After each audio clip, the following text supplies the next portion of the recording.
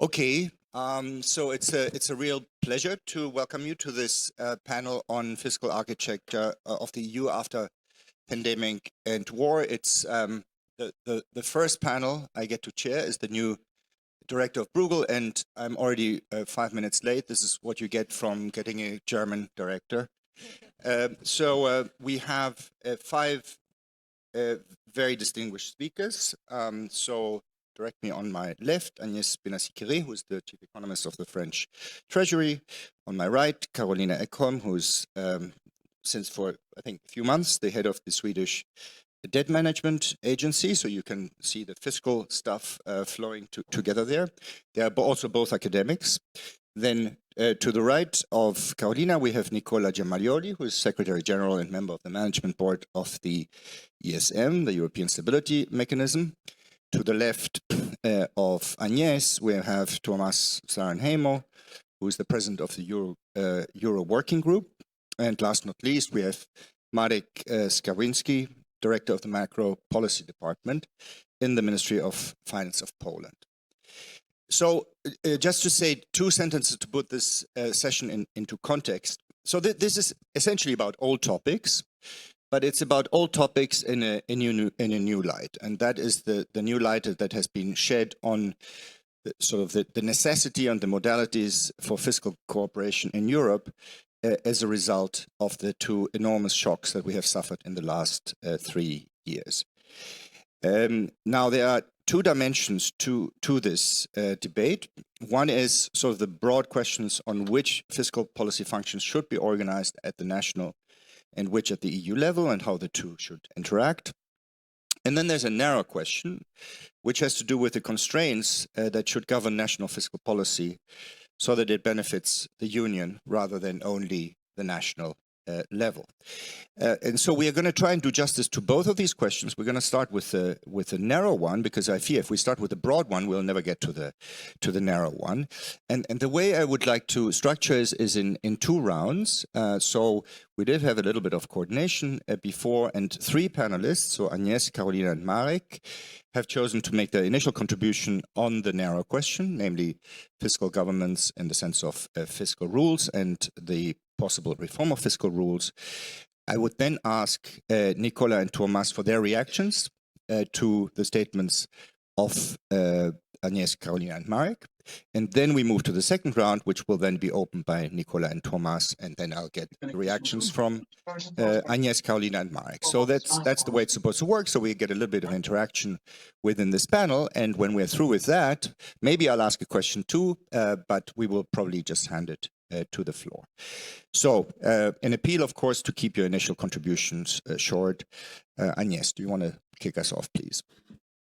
Thank you very much, Jerome, and thanks for the invitation. Actually, I'm going to share some personal views on these issues of fiscal rules. And starting, well, I will be very short on that, but coming back to the initial Stability and Growth Pact, at that time, the rationale was very simple. There was a clear assignment of monetary and fiscal policy in the euro area. The shocks that were considered were mostly demand shocks, and the common goods that the SGP was supposed to preserve were price stability and fiscal sustainability. It was very simple. And then came a series of crises, the global financial crisis, euro area crisis, post the COVID crisis, and now the energy crisis. And each time, the division of labor between monetary and fiscal was a bit changed, blurred. Each time, other types of shocks were taken on board. Supply shocks, financial shocks, tail risks, long-lasting or supply shocks, etc., cost push shocks. And on common goods, we had to pile up financial stability, production of safe assets, climate change, and now security. So the fiscal rules, there is a temptation of putting in the fiscal rules everything. And I think, looking at the debate today, I think there is a good refocus on fiscal rules to its main objective, which is to ensure fiscal sustainability while allowing for countercyclicality and investment. And I think there is a shared diagnosis on this, and we need to build on this shared objective. Now, there's also, I think, shared diagnosis about the weaknesses of current rules, the complexity, the procyclicality, especially in good times, the lack of ownership, and sometimes an unrealistic or undesirable, or both, adjustment paths, especially with respect to the debt rule. And finally, I think there's also a shared diagnosis that we need more investment and reforms, hence this is the debate, vague debate on quality of public finance. And here, sometimes the divide between growth-enhancing investments, which enhance fiscal sustainability, because it's the denominator of the debt to GDP ratio. So on the one hand, we have a growth-enhancing investment. On the other hand, we have the production of this common good, which is the fight against climate change and the green transition. And I would make a division between the two, because only the second one doesn't enhance growth, it changes the type of growth. And since debt sustainability, the €1 of GDP that doesn't change the debt sustainability equation, whereas it changes obviously it changes the climate change equation. So then, moving away from the convergence among experts, there are of course different views about how to reform. There is convergence in, I think, some convergence on, but not total convergence on the putting more emphasis on the expenditure rule rather than structural adjustment, and amending the debt rule, which is sometimes unrealistic, but still different views on country differentiation, automaticity, treatment of investment, with some people, including Bruegel, in favor of so-called green golden rule, and others more in favor of European Investment Fund. Now, to finish with, I wanted to de-zoom from this very narrow debate, as you mentioned it, and frame it into the very old debate between rules and discretion. So on one hand, on one extreme, you have the one-size-fits-all rule. On the other extreme, you have a complete discretion with no rules at all. So the current rules are close to the one-size-fits-all, but with some flexibility. But this flexibility is top-down. You have the vademecum of the Commission with a matrix about the flexibility. You know what you can do. Close to the full discretion, you have your own proposal about standards, which is not full discretion, but it's closer to discretion. You also have the attempts of the Commission and European Fiscal Board to coordinate fiscal policies. And this has so far not well worked. And obviously, there is a difficulty with national responsibility for fiscal policy. Here, I wanted perhaps to suggest another way forward, which would be closer to current rules in terms of one rule, but with some flexibility. But instead of a top-down approach of the flexibility, perhaps to work on a bottom-up approach, which is the approach that has been followed for the Recovery and Resilience Facility, where governments would propose a path of adjustment, but not just a path of adjustment for fiscal policy, because fiscal policy is only one ingredient in the wider issue of sustainability. As we know, sustainability is also green sustainability, so security, sustainability, and so on and so forth. So it's one part. There would be also some commitments in terms of investment, in terms of reforms, in terms of participation in the safeguarding of macro stability. And then an agreement with the Commission, and then the process goes on, and there's a deviation from the commitment, then of course there needs to be a process, a top-down process. But I wanted perhaps to make these suggestions to find a way forward and to incorporate all these new challenges that need to be taken on board, while at the same time safeguarding the very concept of fiscal sustainability. Thank you. Super. And yes, so like a sort of merger of medium-term fiscal frameworks and national reform plans, right? Something. Thank you. Carolina, please. Yes, thank you. Well, I think I have partly similar points to make as Agnes, but I mean, the main purpose with fiscal rules is to, of course, ensure long-run sustainability of public finances, or a long-run debt sustainability. And that involves, in normal times, having a debt situation that allows you to deal with very bad shocks without ending up in the situation where you struggle to get debt ratios down to a sustainable level. So that should be the focus of the fiscal rules that we have, to ensure that that's where we are in normal times. Now, we all know that that's not where we are today. Several member states, they are at debt levels where they struggle to get them down to sustainable levels. But then, as Jeremy mentioned in his initial remarks, we've suffered through these very bad shocks. So that's something that had to be dealt with.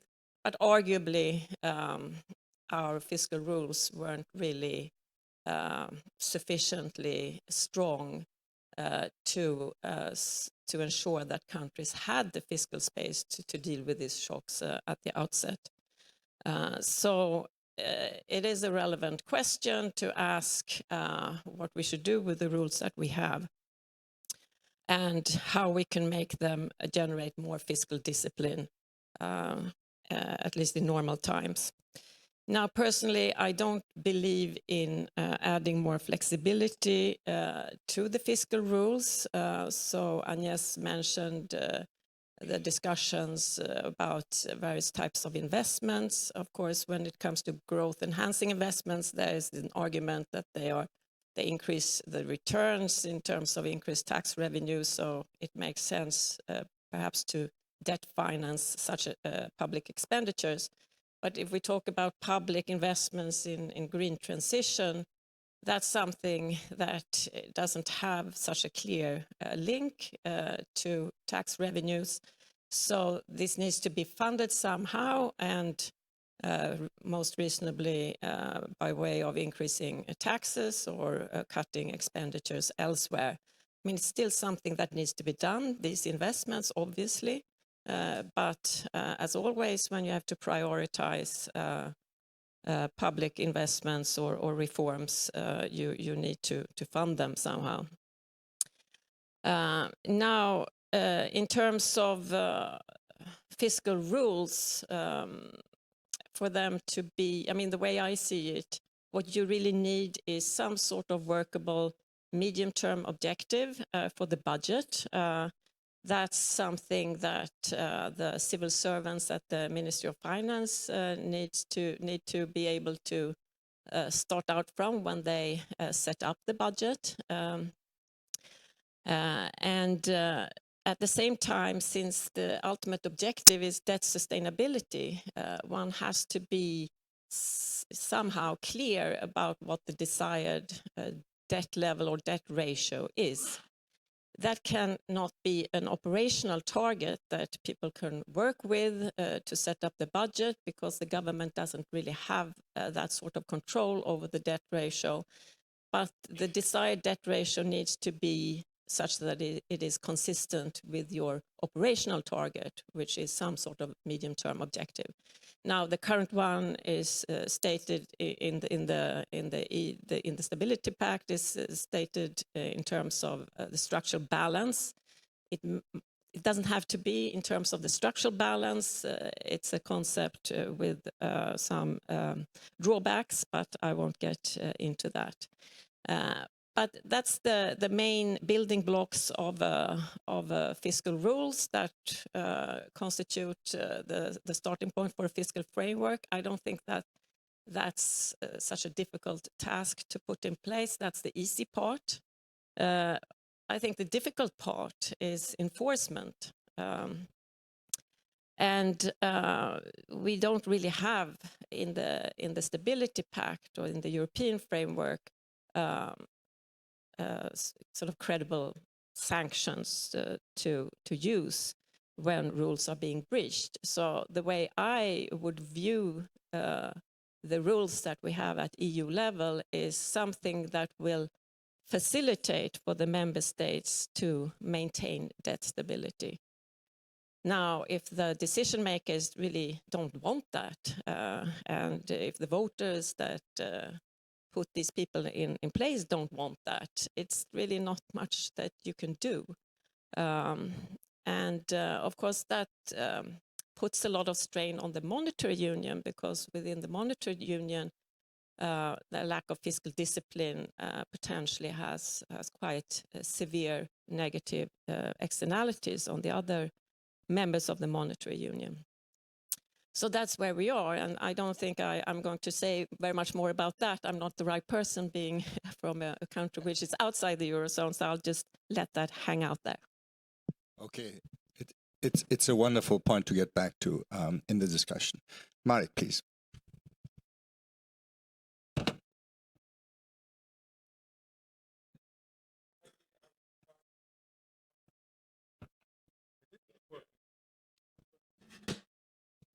Push it up, and it should come off.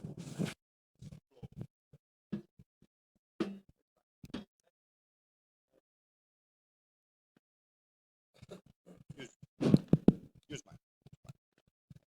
Thank you. So maybe I will start with the with what Agnes said, because I do believe that there is a shared consensus on the things that can be adjusted within the fiscal rules. So the first thing is that expenditure-based rule seems to be more appropriate than the one based on the unobservable measures like potential output. So I think that there is a growing consensus on that point. The second one is the so-called 1/20th rule. So the consolidation of 1/20th of the difference between the actual debt and the 60% debt that is in the Stability and Growth Pact seems to be unrealistic for many countries, especially in the south, and it seems to be procyclical as well. So if we think about the main role of the rules, which is fiscal sustainability and countercyclicality, so this is the way going forward. The third thing, which before Carolina had her intervention, I think that there was also like a big consensus on. So the role of investments. They do seem to be quite restrictive. There is an investment clause since 2015, but it is only in the bad times when the potential output is below 1.5%. And it is only limited, the scope of the investment clause is limited to the funds that are connected with the EU funds. And there is, of course, like the empirical regularity that the investment has declined to the levels that we have seen in the middle of the 90s of the 20th century. And there is also an issue of green investments. So there were some propositions here at Bruegel, the so-called golden green rule, that would take out the green investments from the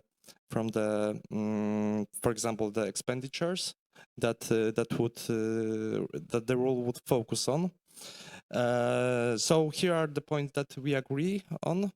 and I think that they are.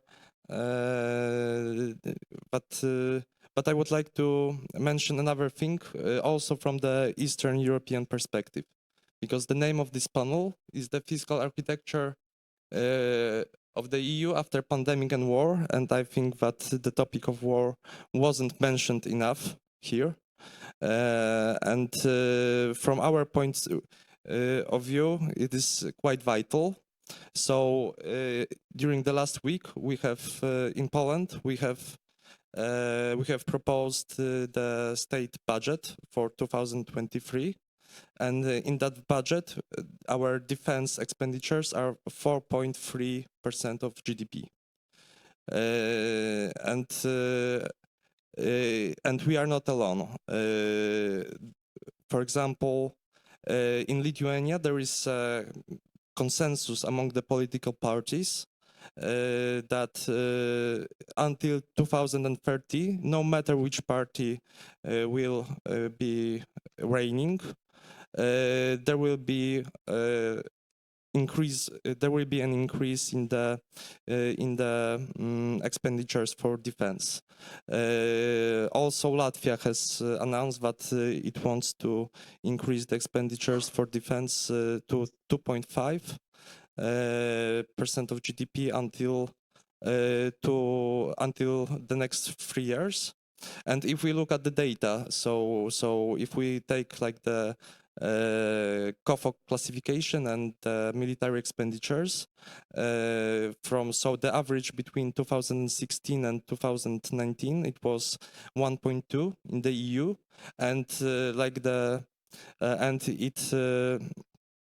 for example, in Ireland it was 0.3, and in the eastern countries it was 2.5, even more than 2.5. So there is like a big discrepancy in the military expenditures, and I would like to recall the previous panel when the former director of the Bruegel was very struck by this statistic of the Kiel Institute that Germany, Italy and France has given the military weapons to Ukraine, but were like 50% of what Poland has given. So when we are thinking about the fiscal rules, so maybe I will get back to the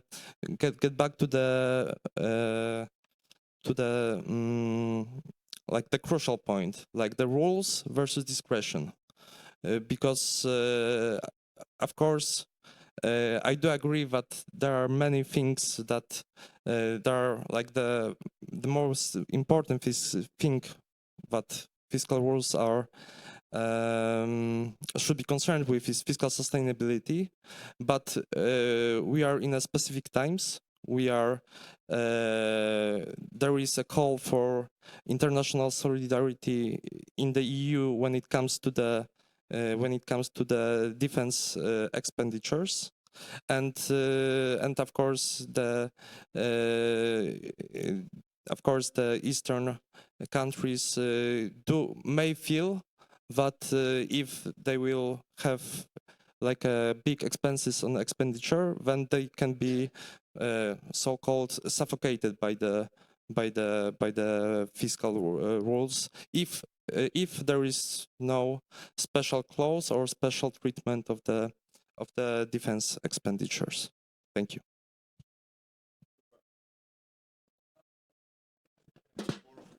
Someone else's. Good that the pandemic is not back in full force yet.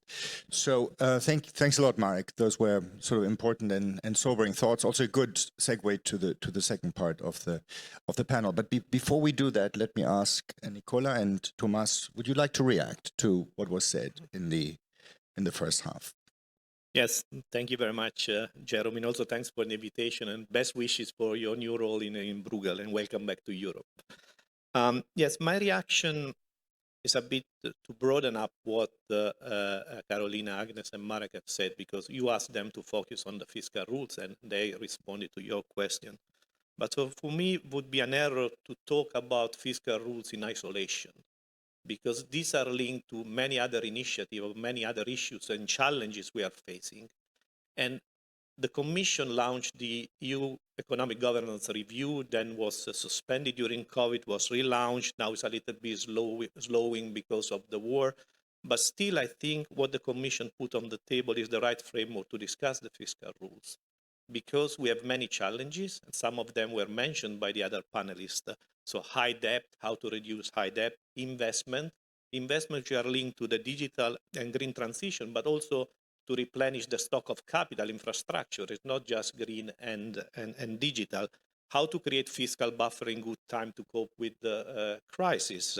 How to coordinate monetary and fiscal policy, and how to coordinate national fiscal policy with the EU level fiscal policy. How to deal with divergences among member states, and how to do it in a simple and transparent way. As such, this is understood by the public, by the city. So the challenges are a lot and enormous. If we want the fiscal rule to solve all these challenges, we are on the wrong side. So I think this discussion is very healthy and helpful, but should be put in context. And as much we can work on the other issues, we can think about a narrow interpretation of the fiscal rule. So Carolina's way of looking at fiscal rule can be agreed, provided that we have other tools and means to deal with the shocks, to deal with investment. If we don't have those tools, Agnes' way of thinking is the right one, because we have to ask fiscal rule not to deal with just debt sustainability, but also how to induce investment, how to counteract shocks. So my point is that it's good to talk about fiscal rules. They need to be reformed, and we can also discuss on proposal. The European Fiscal Board put forward proposal. IMF also us at the ESM put forward proposal. But for me, the key point is to put this discussion into context and to discuss the broader issue of EU economic governance. Thanks. I agree, and the fact that this is only the first round of a two-round debate makes exactly your point, right? This is in a broader context. Hence, I think we can actually, I basically agree with Carolina, we can take a relatively narrow view of fiscal rules. Thomas, go ahead. Thanks, Chair. Briefly on just one issue, and that's on rules versus discretion. At the risk of sounding a bit heterodox, I'd like to ask whether this is really the right frame to think about this issue, because I don't think we actually have fiscal rules in the proper sense of the word. What we have is a coordination framework that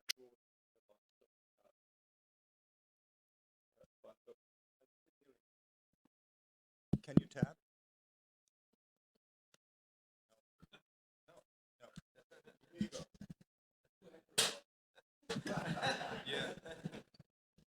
someone is playing with the buttons. Yeah, so what we have is a framework of coordination that draws on a bunch of numerical benchmarks, and these are then used to influence the framework. Coordination framework is used to influence national fiscal policies with a great deal of political judgment and with varying degrees of effectiveness. And I would say that the exact set of numbers, set of mechanical rules that we end up agreeing on, I don't think that matters a whole lot to the eventual outcome of the exercise. What matters is to the extent to which we can make the European coordination framework to cooperate with national political debates. So whether the European framework and its recommendations are perceived at the national level as sort of useful input for the national debate as a solution to a national coordination problem, or whether they are seen as sort of outside intervention that is basically used to score political points. That makes a big difference, and I think there are ways to work towards the former rather than the latter. I think that's where the success of the framework is determined.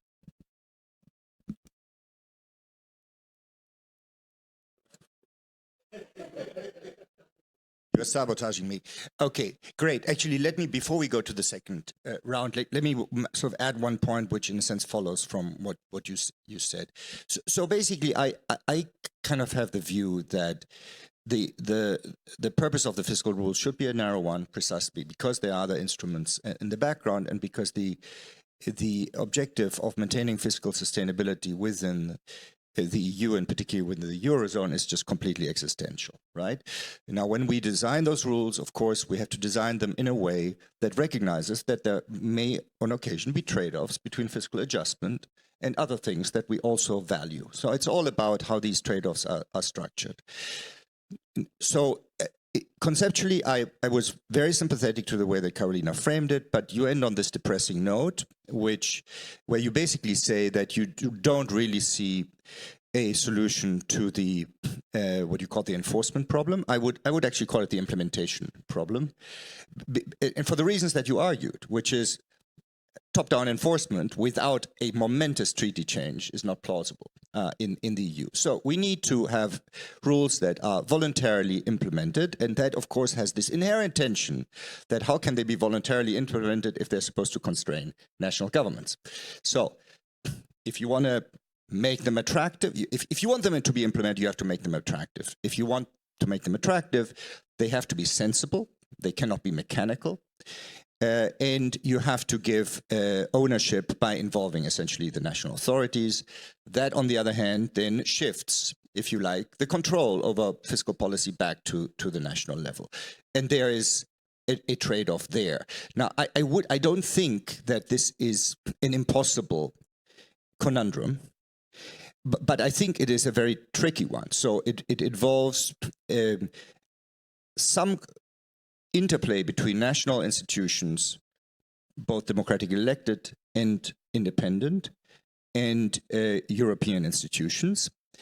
A proposal that, along those lines, that really focuses on that interplay was published yesterday by the IMF. I contributed to it in my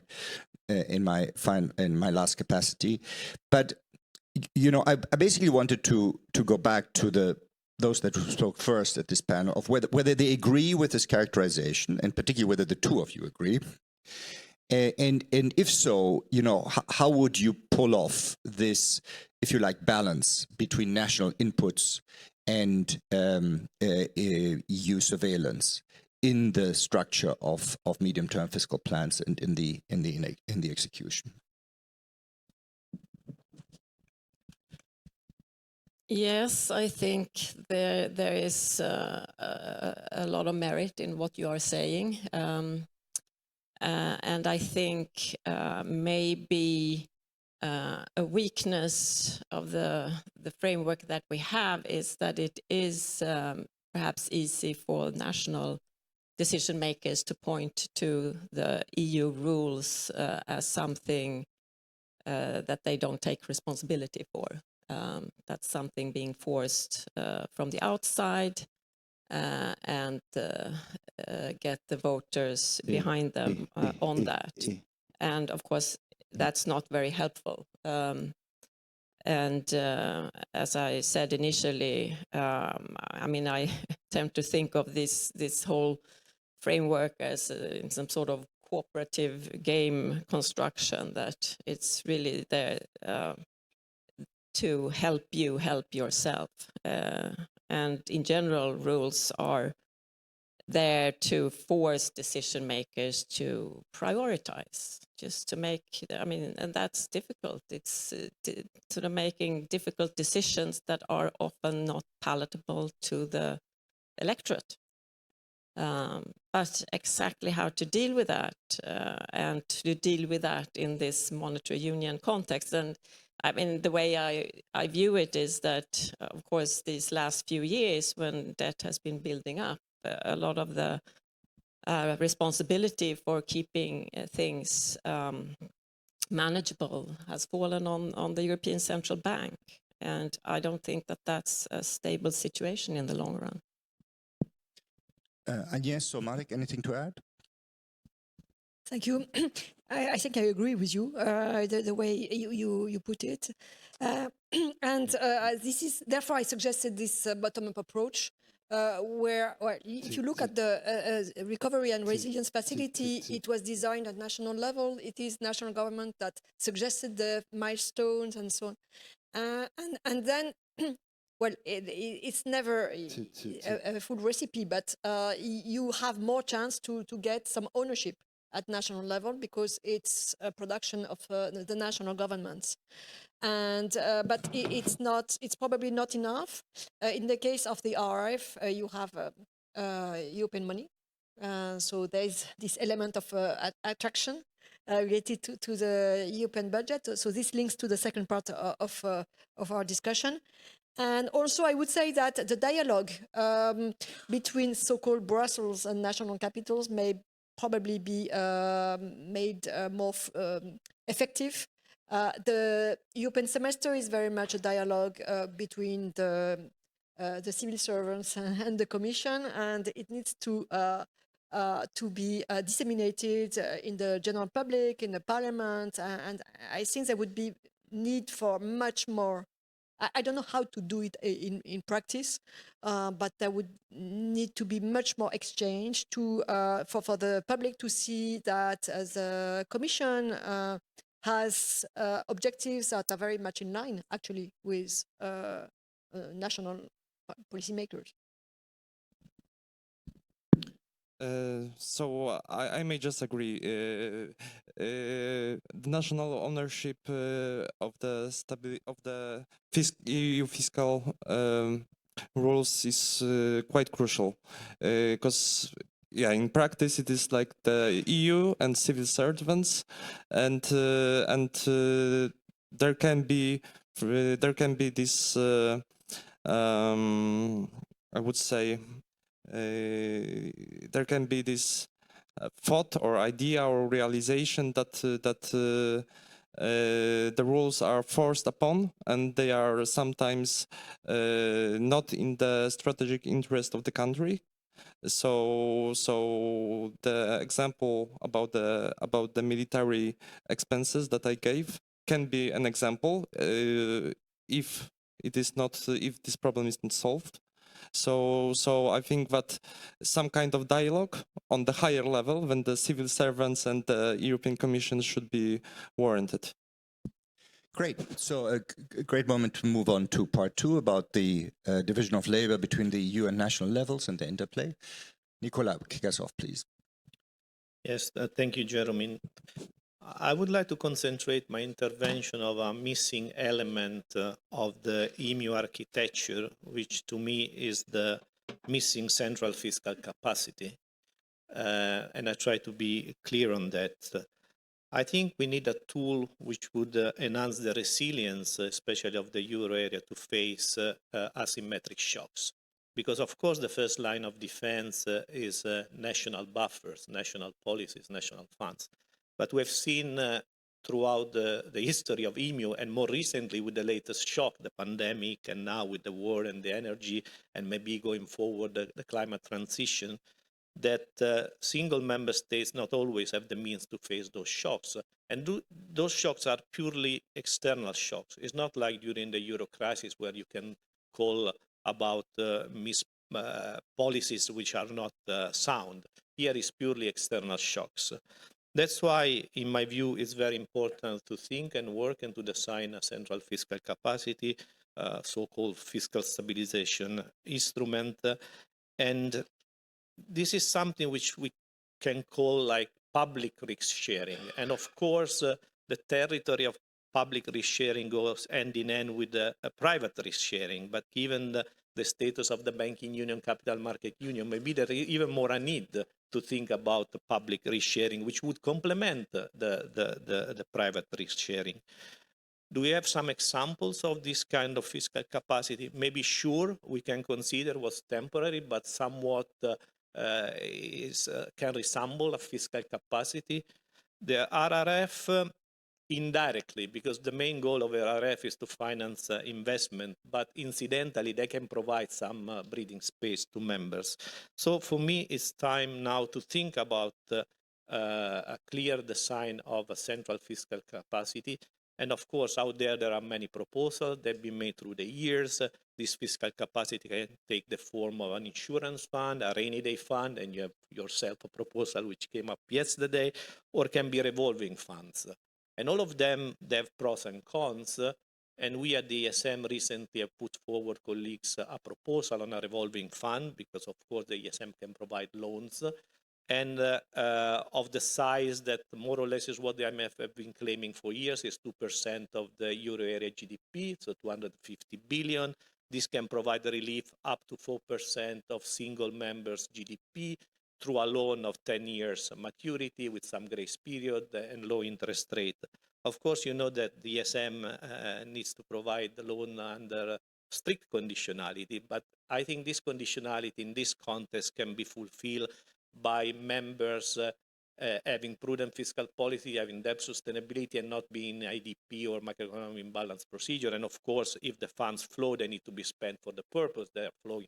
So we are not talking about a macroeconomic adjustment program.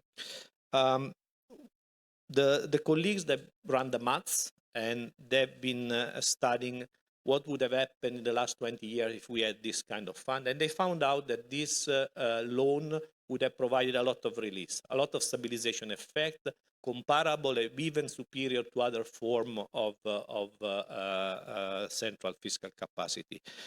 From an institutional point of view, of course, the ESM is already there. You don't need to create an institution. Moral hazard is taken care by the fact that we have a loan with some degree of conditionality. And also from a financial point of view, the money is already there and available. Nowadays, when you discuss in the EU forum all kind of guarantees, always who is paying for, and then you have to go to the pocket of member states, while we have already our capital and money is available. So it's not to advertise the ESM. For us, any means that leads to a central fiscal capacity is good.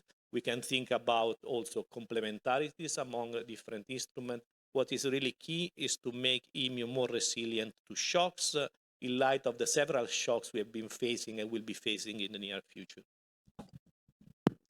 Before I hand over to Thomas, just to say that I agree this is a very nice proposal, and there is a short version of it coming out. So the authors are Florian Misch and Martin Rey. Came out this morning on the CEPR website in the Vox EU Euro Architecture debate page that Jean Pisani-Ferry and I added. A very nice piece. You should take a look at it. Thomas, please. Thank you, Chair. Is it working? Great. So yes, I'm going to say a few words about the long term, really the after the war thing, about gradual development of fiscal union. And I'll start with the easy question. That's what to do with the fiscal union. That's easy because I think the successive crises that we've seen in the last decade or so have demonstrated plenty of areas of public policy where we can, in an obvious manner, be more effective working together through the EU than we would be working at the individual level of the member states. The list is long. There's financial regulation, border control, security, public health policies, energy, defense. You could go on. We even made a small endeavor towards common unemployment policies in the form of the SURE. So I think there's a lot of areas where we can keep on working. Now, that's the easy part. The more difficult part is how to do it. And it's more difficult because one needs to think not only about the short-term effectiveness of policies, but also the long-term political stability of the arrangements that we come up with, the consequences of those arrangements on the political life of the Union. And if you look at experiences from federations and federal structures around the world, one thing that you learn is that one should strive. You're more likely to be successful if you try to make competence structures clear division of labor between different levels of government, clarity about which elected officials are responsible for which decisions, so that that voters can express their views in the elections with full clarity of or at least as good a clarity as possible on the consequences of their votes. And this takes me to my main point and that's how to think about the next generation EU, the RRF, in this context. And there has been some tendency to see it as a sort of harbinger of the future direction of European fiscal unification. Agnes said something to that direction. I'll come a little bit back to that. But I would be a bit more cautious here. And this is not at all criticism of the next generation EU. I think it has been a fantastic success. It has, obviously contributed greatly to getting Europe over the pandemic, and it has energized policymaking in many member states. And I see Commission colleagues in the audience, and I must say they've been doing a brilliant job in managing it. It's nothing short of heroic what they are doing. So kudos to the Commission. The question is this what we want for the long term? And here I think one needs to think about a side of the next generation EU that has attracted a little bit less attention. That is its interaction with the democratic governance structures, both at the level of the EU and the member states. If you think of the EU, the RRF regulation, it's an extraordinarily broad one. It basically gives the Commission a mandate to negotiate with member states on the contents of the plan within certain targets for green and digital. But beyond that, essentially anything goes. It's nearly a blank check from the EU legislators to the Commission to negotiate. When it comes to the European Parliament, that's about it. It has no role in the implementation. I'm not saying it should have.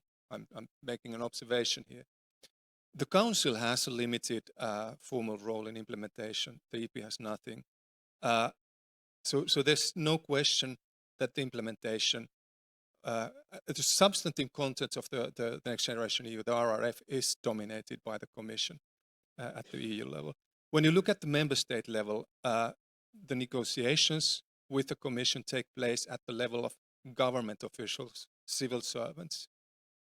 By and large, the role of national parliaments comes only at the phase of implementation, when they are expected to legislate what has already been agreed in the negotiations between the Commission and their national executives. In some places, in some countries, the parliaments never saw the plan before it was published.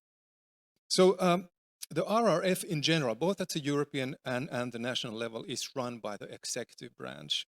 Now, and here is a little bit sort of aside, so I open the brackets. This makes a smaller difference in presidential systems such as France, but it makes a big difference in parliamentary systems like the Nordic ones or elsewhere in Europe. So by and large, the role of the legislator is very limited. National parliaments are passengers. The EP is a bystander. For the voter, this raises the question, who actually decides on the measures that have been implemented under the RRF? What is the channel of democratic availability? If you don't like it, who do you vote? Except for the general anti-EU movement. If you are pro-EU, but you want different policies, who do you protest to? So the RRF to me is a crisis arrangement. And as such, its structure is understandable. In a crisis, the executive branch always gains power vis-a-vis the legislator. But in normal times, in the long term, I think we would probably want to build something different. We want a more relevant role for the European Parliament, not in the form of giving it executive powers of implementation, but in the form of a tighter, narrower EU legislation, instead of the very wide, sweeping authorization that is the RRF regulation. And for those policies that remain in the national competence, we would probably want to return to normal parliamentary control, not something that has been pre-negotiated in Europe. And we should keep on building the fiscal union brick by brick, policy by policy, competence by competence, and make sure that structure is solid and consistent with our democratic structures. My very final word, central fiscal capacity, what Nicola spoke about, I see this as a byproduct. I don't see, I mean, my advice to those who want a central fiscal capacity would be stop talking about central fiscal capacity. Talk about the policies, what you want to create, and then enjoy seeing the central fiscal capacity developing together with those policies. I don't see much of a chance of Europe ever agreeing on an abstract construct of central fiscal capacity, sort of irrespective of the actual policies that is meant to finance. I stop here, thank you. Can I just abuse my power of the chair and push back on the last point? We have an institution, the ESM, that has been created for the explicit purpose of stabilization. And that stabilization can be understood in a broader sense, no?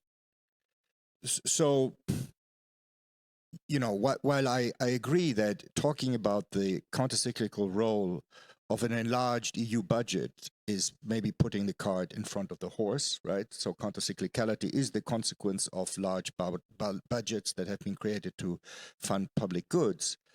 Maybe your line doesn't quite hit the specific idea that was coming from my right, which is to essentially make optimum use of an institution that we already have. Yeah. So, yeah. So the ESM was created as a crisis institution modeled after the IMF, essentially. And now what we're discussing is whether we should reshape it more towards a sort of normal, well, not normal, but a sort of a fiscal institution rather than crisis institution. I see a very big difference between the two in terms of their structures. The IMF is not a democratic institution. It's a technocratic institution. It works under a very narrow mandate. And there's never really, well, okay. Whenever there has been a big crisis, it raises the question of a democratic basis for the IMF. There's been there's lots of that in the context of Asian crisis. In Latin America, the legitimacy of the IMF was questioned. It is a tough job to do, but if you move then from there closer to sort of normal fiscal functions, I think the problem gets bigger. It doesn't get smaller, and that's where you need to make it subject to the normal democratic procedures. Nicola, you're going to convince us that the ESM is more democratic than the IMF? I think this is the issue of legitimacy. Two comments, I'll come to the legitimacy. It's true that the ESM was created in the middle of a crisis as a crisis resolution mechanism, but it has already elements of crisis prevention. If you look at the toolkit of the ESM that was developed already back in 2012, we have precautionary arrangements. So precautionary arrangements are meant to be crisis prevention tool, not crisis resolution. So I buy part of the argument of Thomas that this is just crisis resolution. And also the reform that still need to be fully ratified goes into this direction to give more power to the crisis prevention tool instead of crisis resolution. The development of our pandemic crisis support in 2020 goes also into this direction. On the legitimacy, you are right in the long term, in the sense that for us at the ESM would be also good to move from these intergovernmental arrangements to a more embedded institution in the European family, with the European Parliament having the proper role. At the same time, we don't feel lack of legitimacy because at the end, you know, because you are part of the game, all decisions are taken by finance ministers who are democratically elected, and also they respond to their own parliament. So somewhat we are accountable to our 19 parliaments. And sometimes, you know, how difficult it is to get the national parliaments on board. It's a different type of legitimacy, I agree. It's not the type of legitimacy of any other EU institution, but still it's a democratic legitimacy. So I would push back on the democratic legitimacy. I would accept that in our journey to enter into the family would be good to be part of the, let's say, reporting also to the European Parliament. Okay.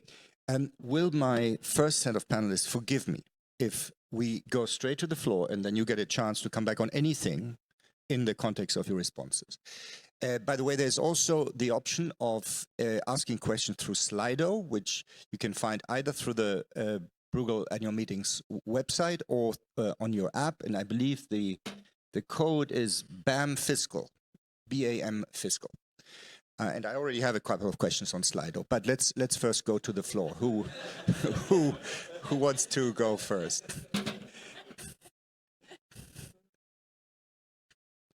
No.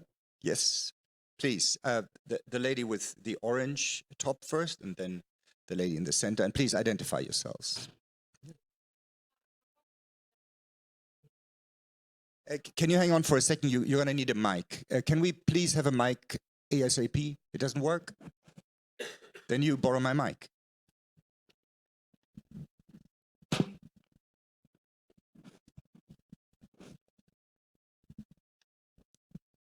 Thank you very much. Can you hear me? You can. Perfect. Thank you for a fantastic panel discussion. My name is Saara Koho. I'm a journalist and I work for the Finnish business paper Kauppalehti. And I would like to ask the panelists about how you see the role of credible sanctions in the fiscal architecture of the future. If I understand well, already in the current system within the stability and growth mechanism, there is a possibility to put sanctions on member countries that don't sustain credible fiscal policy. But the problem is that these sanctions have not been used. So how would you see this question? Thank you. Let's take a couple more. Would you like to go now? We need the mic here. So I think, I'm Elsa Fornero from Italy. And I really think that this topic is the one where the divide between the technical view of matters, fiscal architecture, and the popular view is largest.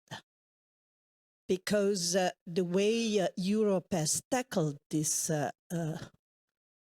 very important topic is rather technical. They were discussing with the people in their advisory board, economists, but not to the people. And the consistency between the whole architecture was very weak. For example, I talk of pension system, which are perhaps the largest expenditure, social expenditure in European countries. And that is a matter of subsidiarity. Each country has a possibility to design its own pension system. And Europe is only a very indirect way, except for crisis, to intervene and say, okay, you have to do reforms. And when it comes the time of reforms, people do not understand because they were, let's say, taught in terms of rights. It is your right to have a pension at the age of whatever, and then it is a right against something which we call fiscal sustainability. What is fiscal sustainability? So the real challenge, and you said very well, the real challenge is to make not fiscal sustainability in general, but sustainability a social value. If we don't do this, you may use the more sophisticated rules, but against the populist, it will never work And so you will have periodic crises, and you will have the central bank to do whatever it takes to oppose this crisis, but it will not be an architecture that will go on for future generations. Thank you, Elsa. Speaking from experience and great points. Anyone else from the panel? There's, I think, a gentleman in the back who I can barely see. Oh, it is Greg Kleiss, yes. You're the guy who wrote me the Slido thing, huh? So you're trying to get in through every conceivable channel here. So I'm going to ask my question in person. So I wanted to come back to this enforcement problem and enforcement issues that we have that was mentioned several times in the panel. And actually, I wanted to hear your views and to know if some of you think that this issue has been radically changed or maybe even solved by the fact that the ECB has announced in July that basically you need to respect the fiscal rules in order to have access to their new anti-fragmentation tool, the TIP. So maybe now we have a tool to enforce and to push countries to respect the rules. Thanks. Great. Maybe we can take one more. Potentially, is there anyone else? Otherwise, let's return it. Yes, please, go ahead. We have a gentleman here. Thank you so much, Lasse Bohm, EPRS, European Parliament. I have two short questions, maybe to Mr. Sarenheimer, but also, of course, to anyone who feels happy to answer them. The first one is, in how far is the fact that the Next Generation EU isn't financed? I mean, the own resources, there's no agreement on the own resources. In how far is that an obstacle? So put it the other way around, do we need to have an agreement on refinancing the Next Generation EU and own resources in order to then move on forward with that debate on the fiscal capacity which we outlined? And my second question is, you said if you want a fiscal capacity, don't talk about it. But don't we need, I mean, hasn't experience shown at EU level that we do need some certain sort of guidelines, for example, like a positive list on what could be financed at EU level? Thank you very much. Okay. Yeah, you want to squeeze in? Squeeze in. Hi, five panelists, so five thank you so questions. much. Stanley Pignal from The Economist. I wanted to come back to the NGEU question around the topics of democratic accountability that you raised. How credible is any kind of mechanism where two countries in the EU are overtly, thus far, not getting any funding at all? I'm not looking at anyone on the panel. And which is it that has to give for it to be credible? Is it that the money gets dispersed even if it presents some really fundamental issues to European values, or is it that we proceed in some other way? Great. So let me hand it back to the panel, maybe in the original order. So let's start with Agnes, then Carolina, and so forth. And that will very happily means that Thomas gets the last word on all these very dicey questions that only a real Brussels insider can properly answer. So go ahead, Agnes.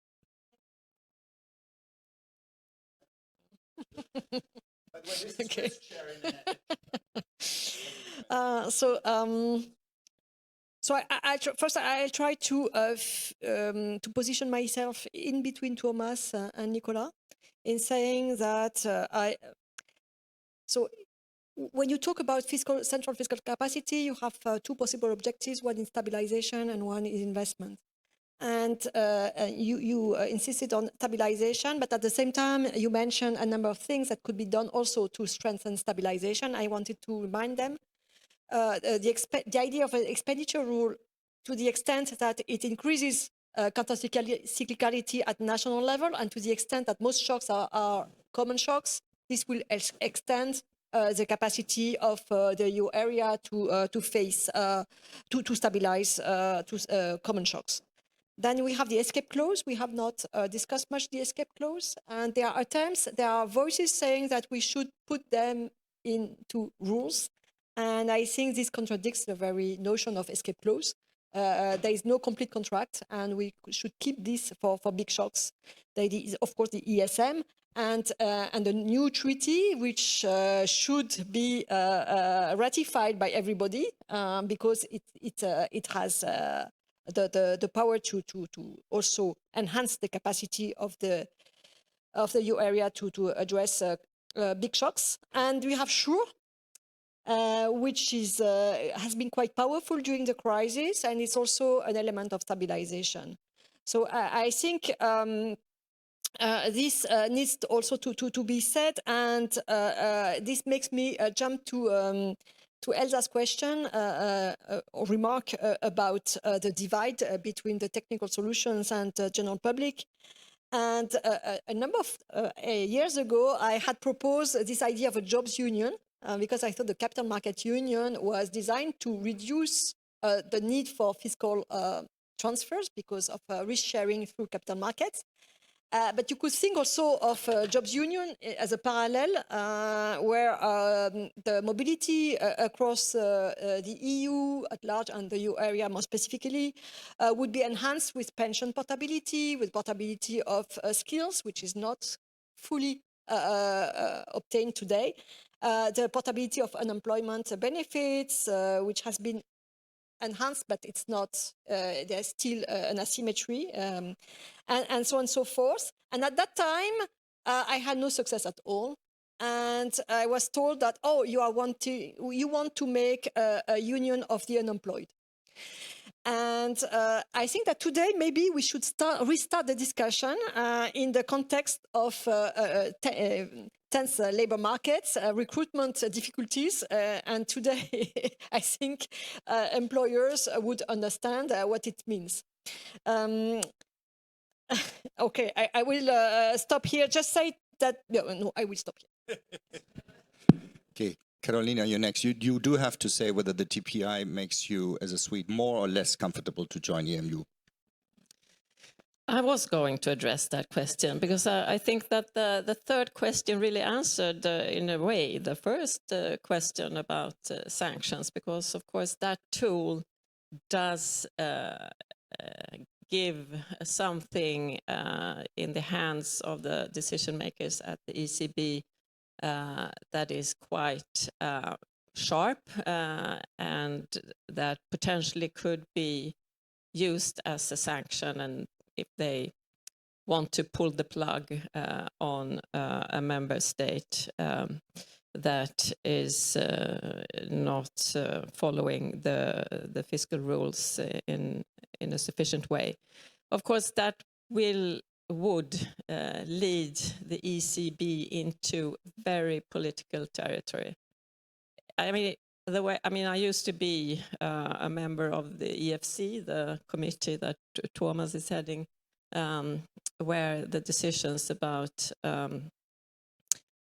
putting member states into the corrective arm of the Stability Pact, and I would also imagine that things would become even trickier there, because you would know that that could potentially lead the ECB to pull the plug in terms of buying sovereign debt in the capital market or the credit markets.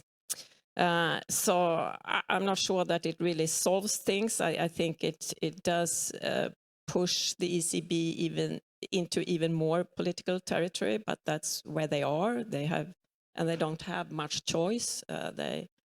But as I said before, I don't think that this setup is a stable one, and it's not a very good one, in my view. I completely agree with the Italian lady that there is this very sharp divide between the sort of the technical discussions that we have and the way people.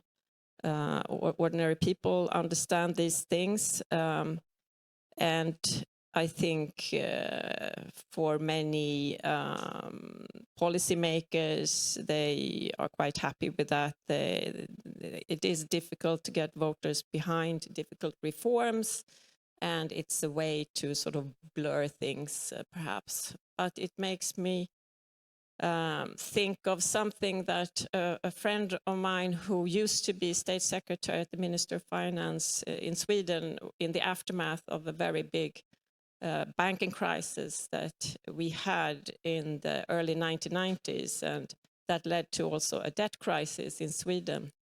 So one thing that he said about dealing with that is that we in the government, we had to be clear about the fact that what we were doing in order to consolidate the budget would make us lose the next election, and we had to be fine with that, and that's what happened. But afterwards, everyone are sort of celebrating what they did. So I think in the end, they came out very well from that process. Very good. May I ask the remaining three panelists to be very brief, because we are basically at the end of our allotted time. Marek, go ahead. All right, so maybe just 2 points. So on the central fiscal capacity issue, I am more on the Thomas side. I think that democratic legitimacy is like a central issue, and the NGEU funds that were like implemented and legislated only by the democratic bodies, shown that afterwards that people even didn't realize what was inside the agreement, and it stirred some confusion in some countries. So I'm quite skeptical on this side. So maybe that's all. Nicola, quickly, please. Just very quickly reacting to a couple of questions, starting from the sanctions. I think maybe sanctions are needed for the integrity of the system as last resort, but what matters in any system is to create the right incentives and to guarantee ownership. And then I come to Elsa Fornero's question. This ownership needs to be gained domestically through a political process. So the technocrats are making proposals, but this goes into the political machinery, and then maybe is diluted because we need to reach compromises to please that country or the other country. And then it's for the politicians to make sure that this is explained and is not becoming a blame game with the European institution, the Commission, or the institution at stake. Thank you so much, Nicola. Thomas, please. Thanks. So let me start with the question of the role of credible sanctions. I mean, the short answer to that would be they would be a great idea. The little more profound answer is that there is a paradox in that question. We've never been able to create a credible set of sanctions, and sort of this links to the third question on TPI and the respect of the fiscal rules. I think if you look at the sort of a degree of failure of our sanctions regime, the problem never was that we were missing a big enough hammer. Getting a bigger hammer is really not the answer. The problem was that we were never able to use even the smallest hammer. I mean, if you have a doomsday button as your sanction, it's not going to work. Never going to use it. And that's a little bit the problem with the TPI.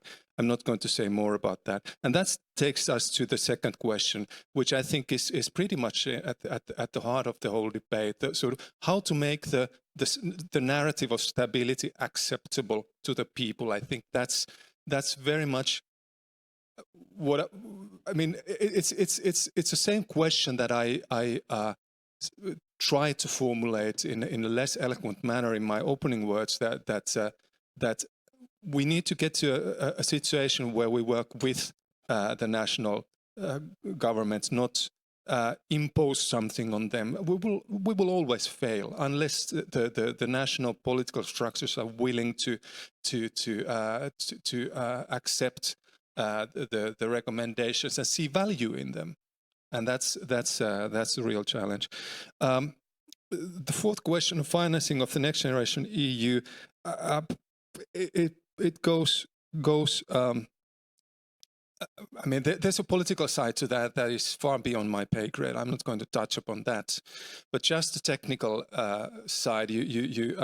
You said it raises fundamental issues of values. Now, there is a rule of law regulation that governs the use of all EU funds, but that is not to maintain any set of values. There's no linkage between rule of law regulation and European values. It's just the effectiveness of European funds, effective use of European funds. So this very narrow sort of set of conditions where you can actually implement the rule of law regulation.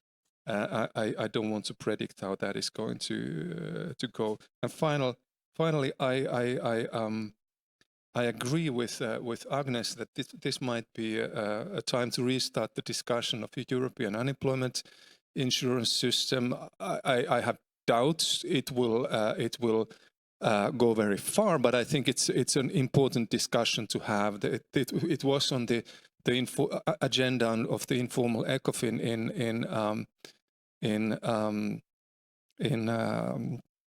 in Milan a few years back, and I remember where I was replacing the Finnish minister, spoke completely without authorization in support of this system then, and I think I was one of two people around the table who supported that. Well done, Thomas. Well done. All right, it's been a great panel. Thank you all so very much. Apologies to the 2 questions on Slido that were not heard, but I will go there first next time round. Thank you. See you in the afternoon.